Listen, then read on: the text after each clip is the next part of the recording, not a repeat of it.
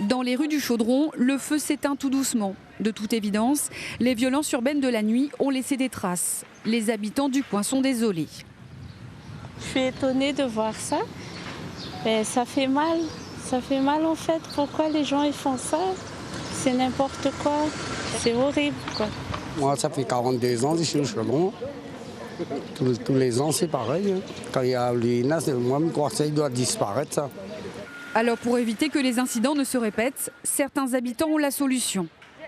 Déjà, le maire aurait dû interdire Halloween, puisque l'année dernière, ça s'est passé la même chose. Et au contraire, il y a eu des mouvements, il y a eu au Maïc du Chaudron, tout ça.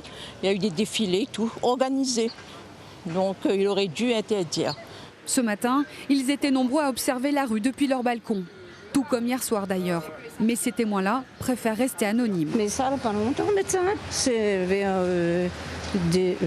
3 h du matin. C'était pas la nuit, mais tous les autres côtés, c'était la nuit. Il y avait la police tout le temps, tout le temps. Au Chaudron, après l'agitation de la nuit, le nettoyage des rues a commencé depuis 6 h ce matin. Depuis 6 h du matin. Voilà. On a enlevé depuis là-bas, on enlève tous les déchets, le temps on appelle toutes les équipes qui doivent venir.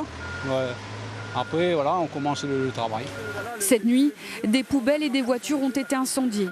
Des commerces aussi ont été pillés.